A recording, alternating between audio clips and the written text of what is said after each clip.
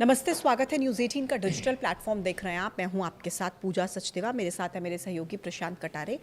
तो देखिए, इजराइल और अमेरिका की संयुक्त कार्रवाई और ईरान पर हमला और उसके बाद ईरान ने जिस तरीके से फुल फ्लैश्ड एस्केलेट किया है, जिस तरीके से ईरान ने बता दिया है कि वो भी अब बैकस्टेप करने के मूड में तो बिल्कुल नहीं है, वो भी कार्रवाई का जवाब देगा और 8 देशों पर हमला ईरान की तरफ से किया गया है, बहुत कुछ बयां करता है। और ये सिर्फ आप देखिए मिडिल ईस्ट में ऐसी सिचुएशन नहीं बन रही है, बल्कि पूरी दुनिया की नज़र इस पर है। और क्योंकि पूरी दुनिया पर इस महायुद्ध का असर पड़ना तो निश्चित तौर पर तय है, लेकिन अब पूरी दुनिया के देश इस युद्ध को देख किस तरीके से रहे हैं। कौन सा देश ईरान के साथ है, कौन सा देश इजराइल और अमेरिका के साथ है, या फिर आने वाले समय में इस युद्ध का क्या असर होगा।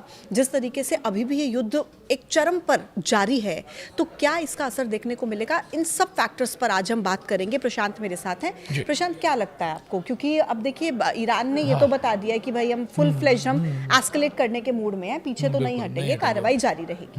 देखिए, ये बात बिल्कुल ठीक है कि ईरान किसी भी सूरत में पीछे नहीं हटने जा रहा। अभी कुछ देर पहले जिक्र हो रहा था कि करीब 10,000 मिसाइलों का स्टॉक है, बड़ी छोटी मिसाइलें जिनका स्टॉक ईरान के पास है और वो कभी भी उनसे अटैक कर सकता है। हमने पहले एग्जाम्पल भी देखा है जब इजराइल के ऊपर अटैक किया ईरान ने, पहले भी ये हुआ है। और दूसरा ये है, इसमें बड़ा महत्वपूर्ण जो पॉइंट आता है वो रशिया का आता है। रशिया बहुत खुल के ओपन तरीके से अमेरिका को लताड़ रहा है, अमेरिका पर सवाल उठा रहा है। और इससे भी बड़ी महत्वपूर्ण बात यह है कि अगर ईरान के लिए अगर और ज़्यादा हथियार की, मिसाइल्स की या फाइटर जेट्स की ऐसी कोई नीड पड़ती है तो रशिया उसके साथ खड़ा हुआ है। चीन एक जो भले ही अभी आप रशिया का क्योंकि जिक्र करें तो एक पॉइंट मैं और ऐड कर देती हूँ। रशिया ने ये भी कह दिया कि हम इस पूरे मुद्दे को यूएनएससी में लेकर जाएंगे और यूएनएससी में ईरान को सपोर्ट करने की बात भी रशिया ने खुलकर कह दी है। बिल्कुल ठीक है। देखिए, ये अभी का नया पॉइंट, ठीक है, नया पॉइंट आपने जोड़ा है। हाँ। तो अब रशिया का जहां तक सवाल आता है, अमेरिका से पहले से ही टेंशन चल रही है रशिया की, लेकिन यहां पर ईरान के साथ रशिया भी खड़ा होता है बैकडोर से,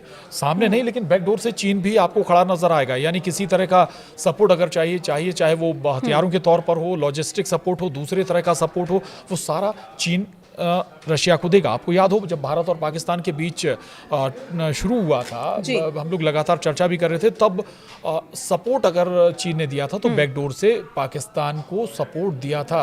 कई सैटेलाइट्स का सपोर्ट था जिससे बहुत सारी मदद पाकिस्तान को मिली थी। तो यहाँ पर भी हमें ईरान को बहुत हल्के में नहीं लेना है। ईरान लेकिन प्रशांत, आपको लगता है कि चीन को लेकर कहीं ना कहीं, जैसे चीन अभी चीन ने चुप्पी साधी हुई है, खुलकर कुछ नहीं कह रहा है, लेकिन कहीं ना कहीं एक उम्मीद जरूर थी कि चीन खुलकर सामने आएगा, क्योंकि अमेरिका और चीन सब जानते हैं क्या हालात हैं क्या नहीं है। तो ऐसे में खुलकर तो चीन नहीं आया है, तो ये कहीं ना कहीं लग रहा है कि अभी तो चुप है, आगे देखते हैं क्या रिएक्शन होता है। दरअसल चीन का ये ट्रैक रिकॉर्ड है, किसी भी जंग में, इंटरनेशनल या वर्ल्ड वॉर कुछ भी हुआ, वो सामने नहीं आता है बैकडोर से। उसमें आपके नुकसान की गुंजाइश कम होती है, आप पीछे हट जाते हैं।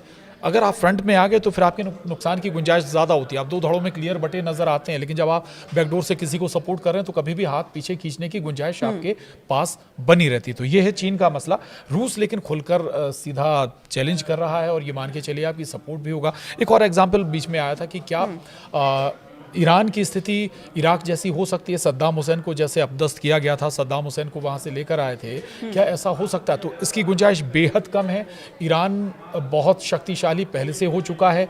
दूसरा ये कि सपोर्ट बड़े देशों का है ईरान के लिए। और तीसरी बात कि अली खामनेई अभी इतने कमज़ोर नहीं हुए कि जनता उनके खिलाफ पूरी तरह से सड़कों पर उतर जाए। इस तरह का एक प्रयास अमेरिका पहले से कर चुका है, जब खुफिया एजेंसियों के माध्यम से अस्त व्यस्त किया जाता है किसी देश को, या कहें अस्थिर किया जाता है। बांग्लादेश का उदाहरण हमारे सामने है, श्रीलंका का उदाहरण हमारे सामने है, लेकिन वैसी स्थिति ईरान में नहीं हुई। ईरान को भी एक बार प्रयास किया गया, कोशिश की गई जी। लेकिन प्रशांत, मैं एक चीज और समझना चाहती हूँ, क्योंकि देखिए जिस तरीके से हम इस युद्ध की दिशा देख रहे हैं, क्या ये माना जाए कि ईरान की परमाणु शक्ति के से ज्यादा ये युद्ध क्या खामेनेई के खिलाफ नजर आ रहा है? क्योंकि जिस तरीके से अटैक किए गए हैं जिन ठिकानों पर, वो खामेनेई के ठिकाने या जो वहां के राष्ट्रपति हैं उनके ठिकाने हैं। तो कुल मिलाकर ज्यादा ये नजर आ रहा है कि ये जो युद्ध की स्थिति बनी है या ये जो हमले हैं ये खामेनेई के खिलाफ। बिल्कुल ठीक कह रहे हो आप, खामनेई के ठिकाने पर। और दूसरा, हालांकि खामनेई किसी बंकर में अभी भी छुपे हुए हैं। कल भी, इससे पहले भी ये खबर आई थी कि बहुत सुरक्षित ठिकानों पर हैं वो, जहां भी हैं उनकी जानकारी, उनकी लोकेशन किसी को नहीं है। भले ही खामनेई का जो घर है, आवास है, उसे भले ही ध्वस्त कर दिया गया। दूसरा एक क्या है, अमेरिका की एक मंशा क्या है कि वो अपने हिसाब से किसी अपने पपेट को, जैसे हम कहते हैं ना, पपेट को बिठा दे तो उस हिसाब से चीजें वहां पे होती रहेंगी। खामनेई कट्टरपंथी शासन जो कुछ दशक पहले जब आया, हम कहें कुछ में भी शायद 70s 80s के बाद जो कट्टरपंथी शासन ईरान में आया है उससे लोगों को थोड़ी सी दिक्कत ज़रूर हुई है। अमेरिका ये चाहता है कि वो कोई अपना व्यक्ति बिठा देगा तो जो यूरेनियम या जो प्रोग्राम्स चल रहे हैं और परमाणु प्रोग्राम्स वो ब्रेक हो जाएंगे, उनको रोका जा सकेगा। हालांकि ईरान अभी भी कहता है कि वो केवल मानव संसाधन के लिए या बिजली उत्पादन के लिए परमाणु संवर्धन कर रहा है, यूरेनियम का संवर्धन कर रहा है, ना कि किसी परमाणु हथियार बनाने के लिए। लेकिन इस बात पर ना तो अमेरिका सहमत है, ना इस बात से एग्री इजराइल कर रहा है, और यही एक बड़ी वजह भी है कि आखिर अमेरिका लगातार अटैक कर रहा है। ठीक है, इस बीच एक और बड़ा अपडेट अपने दर्शकों को भी मैं दे देती हूँ, वॉर ब्रेकिंग जो हमारे पास है। देखिए, राष्ट्रपति ट्रंप का एक भाषण होना था, उन्होंने अपना भाषण रद्द कर दिया है, और एक बयान डोनाल्ड ट्रंप का ये आया है कि अगर सरेंडर नहीं किया तो फिर अंजाम भुगतने के लिए तैयार रहिए। यानी कि वहां से भी धमकी आ रही है, वहां से भी धमकी आ रही है, पीछे कोई नहीं हटेगा। बिल्कुल बिल्कुल, लेकिन ईरान भी पीछे हटने को तैयार नहीं है, भले ही ट्रंप लगातार धमकी दे रहे हो। ट्रंप वेनेजुएला ना समझे, वेनेजुएला ना समझे ईरान के लिए, ईरान को, और ईरान ने दिखा भी दिया कि वेनेजुएला नहीं समझने की गलती मत करना, रिटेलिएट भी करेगा, रेड भी करेगा, आपको जवाब भी देगा। और आप ये देखिए ना, 8 जगह एक साथ ईरान ने अटैक किया, और वो जगह टारगेट किए जहां पर अमेरिकी बेस है, अमेरिकी एयर बेस बना हुआ है, अमेरिकी मिलिट्री बेस बना हुआ है, उन जगहों को टारगेट किया गया। और बता देती हूँ कहां पर टारगेट किया एक बार Prashant. Saudi Arab, UAE, Qatar, Bahrain, Kuwait, Jordan, Israel, Iraq, ये वो देश हैं जहां पर अटैक किया गया है ईरान की तरफ से। और जो यूएई की बात मैं कर रही हूँ, अभी थोड़ी देर पहले ही प्रशांत ये अपडेट आया था कि दुबई में हमले जो हैं वो बैक टू बैक ईरान की तरफ से किए गए हैं। अब आप जरा देखिए, दुबई में मुझे लगता है कि 30 से 35% के आसपास इंडियंस वहां पर रहते हैं, भारतीय वहां पर रहते हैं। और इस तरीके से ये इन देशों में जो ईरान की तरफ से अटैक किया जा रहा है, आपने बिल्कुल सही कहा कि ईरान ने ये तो साबित कर दिया है कि वेनेजुएला समझने की गलती बिल्कुल ना की जाए, क्योंकि हम भी पीछे हटेंगे नहीं, पीछे नहीं हटेंगे। आप यूएई का जिक्र करें, इवन इराक की जमीन से जो अमेरिकी बेस है ना, उस पर उस बेस से भी ईरान पर अटैक किए गए। अभी जो हाली अटैक हुए उससे भी अटैक हुए, तो ये अभी अटैक रुकने वाले तो नहीं है। ये मानिए कि दोनों तरफ से अभी भी कभी भी शांति की गुंजाइश तो नहीं दिख रही है, क्योंकि ईरान कह भी रहा है कि शुरू आपने किया है, खत्म हम करेंगे इस जंग को, और इसलिए अभी भी शांति की तो कोई गुंजाइश नहीं है। दूसरा, लेकिन एक थोड़ा सा बैक में जरूर जाएंगे, एक बात जरूर अभी निकल कर सामने आई, वो ये कि भाई अमेरिका का इतिहास तो करीब 250 साल पुराना है। आप उस देश को टारगेट कर रहे हैं जो 2500 साल पुराना है, यानी फारस की खाड़ी जैसे हम कहते थे, फारस कहते थे या पर्सिया भी कहते थे, जिसका नाम जब कट्टरपंथी शासन आया उसके बाद नाम बदल गया उस कंट्री का, उस देश का। हालांकि उसके बाद भौगोलिक या कहें कि पहनावा बहुत कुछ बदलाव आया, लेकिन शायद उस जब एक इस्लामिक शासन काबिज हो गया, उससे लोगों को दिक्कत शुरू हुई है। जी, ये बहुत अहम पॉइंट्स हैं जो जिसका आप जिक्र कर रहे हैं, और कुछ बातें जो कुछ ब्रेकिंग्स हमारे पास है, मैं दर्शकों को लगातार उसको लेकर भी अपडेट कर रही हूँ कि ट्रंप ने कहा कि ईरान फिर कभी भी अपना सिर नहीं उठा पाएगा। यानी कि सख्त लहजे में सख्त शब्दों का इस्तेमाल करके जो धमकियों का सिलसिला है ना, ये लगातार चल रहा है। खामेनेई की क्रूर सत्ता को हम उखाड़ फेंकेंगे, ये सब बयान है डोनाल्ड ट्रंप के जो उनकी तरफ से लगातार दिए जा रहे हैं।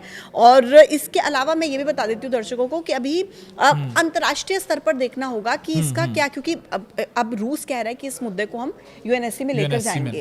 अब अंतर्राष्ट्रीय लेवल पर किस तरीके से ईरान को सपोर्ट मिलता है या फिर इजराइल अमेरिका को सपोर्ट मिलता है, ये देखना बहुत ज्यादा अहम रहेगा। और ये युद्ध कहां पर जाकर रुकेगा, क्योंकि दोनों ही देश ऐसे हैं जो इस बात पर तो अड़ गए हैं कि हम बैक स्टेप नहीं लेंगे। लेकिन एक बात और, ट्रंप कहते रहे कि हम पहली बातचीत से कोई हल निकालना चाहते हैं, डिप्लोमेटिक तरीके से किसी हल निकालना चाहते हैं, लेकिन शांति के दूत बनना चाहते हैं, लेकिन एक सीमित अटैक भी करते हैं। और शायद ये चौतरफा दबाव बनाने की कोशिश भी, प्रयास भी है। मकसद आप बिल्कुल ठीक कह रहे थे पूजा कि खामनेई ज्यादा बड़ा टारगेट है, बजाय ये कि अगर ईरान को सरेंडर कराने से बेहतर ज़्यादा जो उनकी प्रायोरिटी है वो है खामनेई को सरेंडर कराना, उनके जो बड़े लीडर्स हैं उनके साथ में। लेकिन यहाँ वैसी स्थिति बनती हुई बिल्कुल भी नज़र नहीं आ रही है।